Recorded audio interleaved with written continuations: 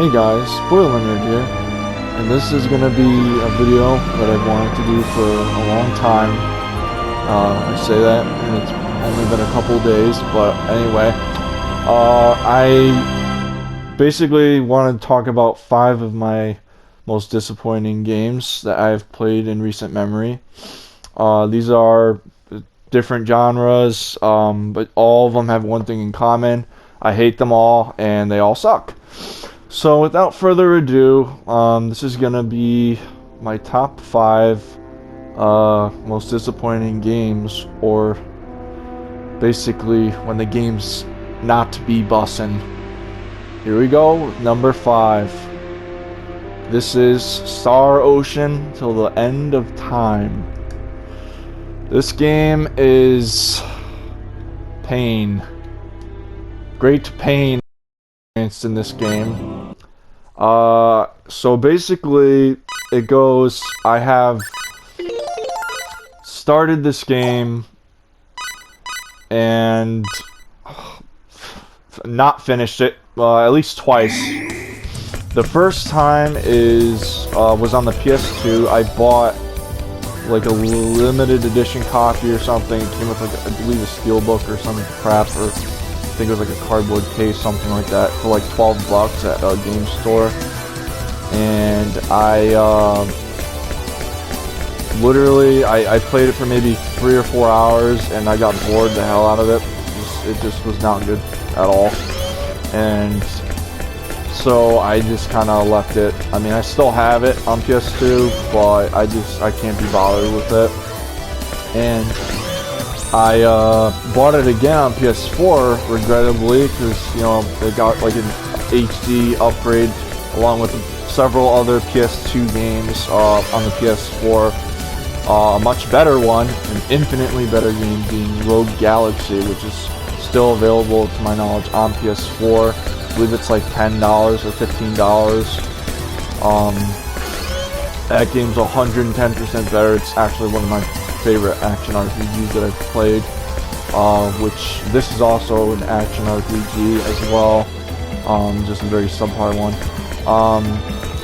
Anyhow, this game is just overall, I'll be honest, I can't really remember much about the story or anything like that.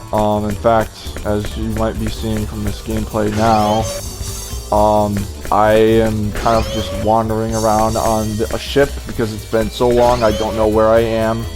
There's no map on the ship. I don't know where to go. There's absolutely no indication at all. They just tell me to rest in my quarters, and I'll be damned if I can remember where that is. So that's where we're at.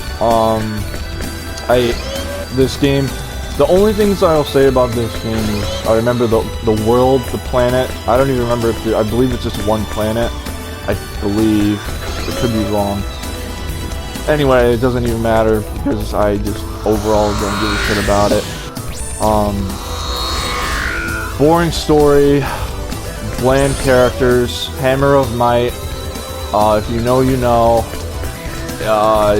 Just lame, crybaby, whiny bitch protagonist with a stupid ass name, Fate. I can't. Maria, I remember her being the worst party member, I think, of all time. She constantly dies. Cliff, there's Mr. Hammer of Might. Sophia is the dumb girlfriend. Pepita just joined the party. She's level 1. And this is the end of the games, I guess.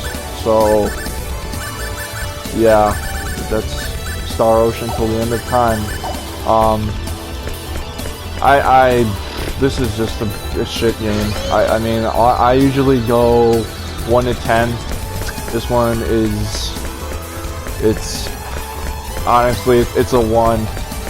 I mean, a 0 is something that's like, basic. I don't like zeros. I don't believe in that as a rating. It doesn't make sense. So this game's getting a 1 out of 10 for me. Goodbye, Fate. Let's never meet again. Fuck you, buddy. And 3. Now, as you can see, Claptrap is well, he's prancing about across the screen. This is a loading screen. That's great. So you can watch him whip, and watch him nay nay. You already know who it is. That's lovely. Oh, there he goes. Um, and yeah, this game is definitely gonna be an interesting one to talk about for sure. Where do I even start?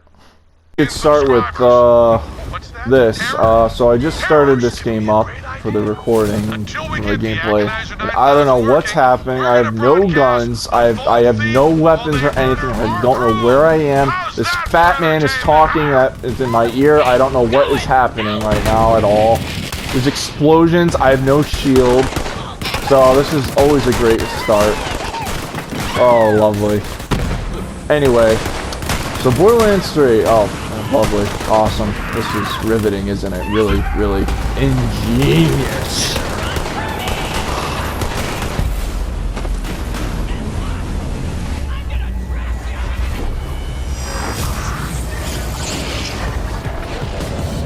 Come on, boy. This game is an unimaginable amount of problems, and it, as far as I'm concerned, it just killed the franchise for me, at least personally. I'm done with Borderlands. I did not buy Tiny Tina's Wonderlands, and from judging by most of the reviews, which are all, pretty much all of them are negative, I dodged the bullet, especially when it comes to the DLCs for that one. And as far as this game, the main story was garbage. I mean, this is like, it was about these two brother and sister siren duo, Calypso twins, I believe, if memory serves. I don't even care. It was, one of them looked like Rihanna, so, you know, whatever. The other one was just like some annoying douchebag. And basically, everybody's trying to get to the vault. And if you know Borderlands, it's basically like, oh, unlimited treasure, vault hunters, that's who you play as, so it's quick synopsis there for you.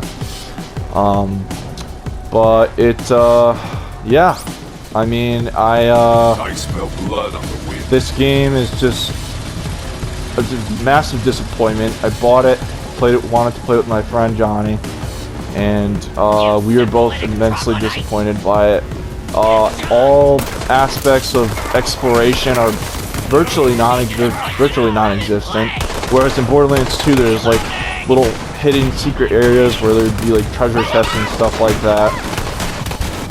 Non-existent in this one. There are treasure chests. I'm not saying there are not. However, the treasure chests, when me and Johnny played through this game, we did not experience one instance where you can get any legendaries. I don't believe we got one legendary from any treasure chests. Johnny can correct me in the comments if he when he watches this video. Am I kidding? But I don't believe we got one from any treasure chests. Whereas in Borderlands 1 and 2, you look forward to experiencing that. In this game, they were just from enemies. Like, they dropped constantly from enemies. There was no sense of, oh, you know, let's look around, let's do this really hard side quest, get this really cool legendary weapon that's really hard to get. None of them are difficult to get. Just so many problems to list, honestly. But, I mean, and then the fact they killed off, I don't know, I can't remember, what, 4 or 5 characters. Including Lilith, who was awesome. She's been there since Borderlands 1. Fan favorite character, one of my favorite characters. And they killed her off, and for some reason Alicia Keys played at the ending. I don't know how else to put it, but I guess if this girl is on fire, this nerd ain't no liar. So that's gonna do it for Borderlands 3 being number 4, my most disappointed games. So Yakuza 6. Now this game was interesting, to say the least. I was really looking forward to this game. I played it, so I believe, yes, I played the Yakuza games in order. I started with 0 and then Kiwami. I got them both for Christmas of 2017. And I was blown away by Yakuza 0 especially. Yakuza 0 is an amazing game. Flawless, literally a 10 out of 10 for me. Like, I love Yakuza 0. It's incredible. Like, it did everything right in terms of gameplay, story, exploration, everything. Music, characters. Like, I really wish the series kept. I mean, I'm not gonna say the series. It was this game. The thing is, this one is something of kind of I would consider an anomaly, just because yes, it's like a mainline entry, and I mean, it's not, you know, it's canon and everything like that, but it's just bizarre. It feels, even to going back to play it for this video, it just feels weird and uncanny. So this one, as you can see from the gameplay and that combat, it feels has frame rate issues. I'm playing this on my PS4, and I played this one late. I played this one, I believe, in 2020. So it was out already. By that point, it was out for I believe 3 or 4 years. So yeah, it hasn't really got, I don't think, any substantial updates. Clearly no performance ones at this point. But its story was a joke. Not really interesting at all. Cutscenes look amazing, but that's every Yakuza game. They don't miss on their cutscenes. Even the ones for the Yakuza 3, 4, and 5 remasters, which were PS3 games originally. The cutscenes, even with like the remastered especially, like they still hold up pretty well for the remastered versions. But this, as far as this game goes, was just a miss for me. Bland, boring story. Performance-wise, it's running about, well, clearly not 30 frames per second. So I'm not gonna dive into specific details about that, but basically, quick synopsis of it. Kiryu, he I mean, you really have to know the story, but Kiryu wants to find out who struck his adopted daughter, Haruka, from the past games, who basically was a hit and run at the start of the game. She goes into the hospital. He finds out she has a baby. You know, so and then he gets entwined in a bunch of nonsense that I don't even care about. I mean, if you're really interested, you can check it out. I would not recommend it. I honestly think you could skip it and not really miss much. Literally just watch a video on YouTube, or something like that, and or just read the wiki or something. Doesn't really matter.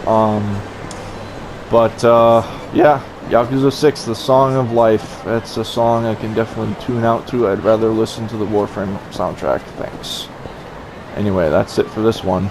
Number 3. Number 2, Tales of Zestiria. You might be wondering why I'm just holding the game's case like this.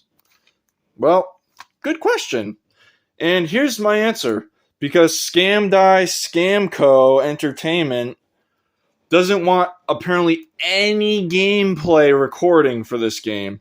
I tried. Not even just no cutscenes, not even battles. This game does not even let you record gameplay. No gameplay, at least on PS4. Probably on Steam you could, but I mean, what, you think I'm gonna buy this game again? I never finished this game. I never want to finish this game. I bought the fucking goddamn deluxe edition for this game, which you can see right here in a second. So, we have the lame-ass game, Scam Die Scamco, stupid steelbook, dumbass DVD, never watched it, won't ever watch it, art book with actually admittedly good art. You could flip through it real quick. And some character art. Character designs are, I would say, a miss in every way. They had one character that I liked. Him, Dezel was his name, and they killed him off. Spoilers. They killed him off. The only character I like, and they killed him off. So, rest in peace, Dezel. A stupid chibi collection that, I mean, they're all broken and missing pieces at this point. And then here's the box of which my cats bit, which I don't blame them. I let them gnaw at it when they feel like it. This is all the contents. These are all the characters. Girl on the left, forgot her name. I think it's like Alicia or something. She's not even a party member, and they heavily advertise her in the game and the marketing material for the game, and she's not even a party member, so that false advertising, huge deal. She's literally on the cover, not even a party member. All the other party members except the girl to the main character, Sorry. Fucking stupid ass name. Yeah, I'm sorry I had to fucking buy this game. This is ridiculous. And all of the characters are just lame. Stupid sorry. Yeah, me too. See you later. Or never. Number 1. Final Fantasy 15. This I can do an entire video on. Maybe I will. If this video gets to 2 likes or 3 likes, those being my brother and my 2 idiot best friends, which are the only ones that watch my videos, probably for now, I mean at least. But Final Fantasy 15. Disappointing is just not the word I would use for this at all. This game literally not only was I just completely blown away by how awful it was in every aspect, but it killed my love for the franchise going forward. I have not bought any other of the more recent Final Fantasies. The 7 remake, I tried the demo for the first part. It was okay, but would I ever pay for a Final Fantasy game, like a newer one, not like a remaster or something again? Probably not, and that's due to this game. I bought this game at launch, right? 2016, I believe. Yep, November 2016. Bought it, pre-ordered it. I got like the $80, maybe it was $90 edition, steelbook. I was so excited. I had played both the Episode to Sky demo and the Platinum demo, which I believe both right now are delisted. But I was extremely disappointed by everything in this game. I literally wanted to love this game so much. It was nothing. What the demo set up, both of them, what they were setting up was nothing. Almost nothing applies to that except the Episode to Sky demo and the Behemoth Hunt is in the game. The Platinum demo, as I still have it downloaded on my PS4 to this day. Although I'll admit I'm a little terrified because Sony can apparently take and delete things at any time that I'll lose access to that one day. That's the all-digital future we're heading towards, unfortunately. But I digress. That could be another video as well. But long story short, bought this game at launch. I didn't care for it at all. Literally, the story completely disinterested me. The whole bro road trip. I know that term's been overused like a million times. But I mean that's literally what it is. I mean that's what it is. It's just a bro road trip, and it possibly could have worked. But I am a firm believer that there should have been more party members. I believe it should have hit at least the 6. 6 is usually the average in most Final Fantasies when it comes, for party members, or at the very least 6 at once. And you could swap out maybe 3 or 4 at a time, you know, whatever. That would have been great. Now they introduced other characters throughout the story, but they are not party members, not permanent ones at least. But this game went through a hell of a development cycle. It was restarted and scrapped and went through, I believe, a couple directors. Forgot his first whatever name, but I believe it's Tabata was the director to this game, and he is probably the worst director or game director I've ever seen. If this is his best, I mean, really, for a Final Fantasy game, which is a well-known, well-loved franchise, I wouldn't let him direct a game again, to be honest with you. I mean, the game was just unbelievable of a disappointment for me. By that point, and I'm somebody who was late into Final Fantasy. I didn't get into Final Fantasy until, I would say, 2015-ish, about that, when my good friend Johnny gave me a copy of Final Fantasy 13, which I still have to this day, that copy on PS3. It's one of my most, honestly, one of my most treasured possessions. And it, like, my journey just took off from there, really. I mean, I fell in love with 13. I loved 13 too. I loved Lightning Returns, although not right away. I had to go back to that later on my Xbox Series S. I played, and it got like I believe a performance boost with that, like a patch for all 3 games on that, which is pretty nice. And there's rumors of a 13 remaster, and I hope they're true.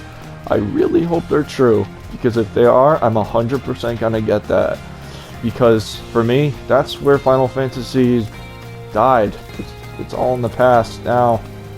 For me, there's people that love 16. I wouldn't play 16 unless I was given it as a gift, to be honest with you, and only then, that just because it'd be the courteous thing to do.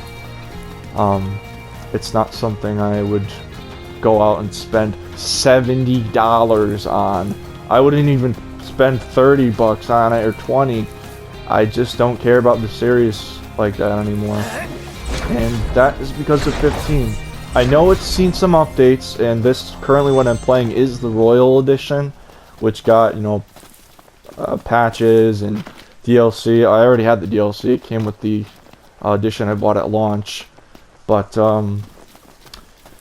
I never tried any of the DLC. I just didn't care, and I don't think I ever will, to be honest with you. But this game did Are you sure it's a good idea to take him did head on? something for me that, you know, not many, I could say, games I've played have done. I'll just follow It's your lead. Don't let me down. just a mess, backwards and forwards. It's just a mess, and I'm not listening to this Prompto and his nonsense as well. But as far as the gameplay, this isn't a review, but I'll just briefly mention it.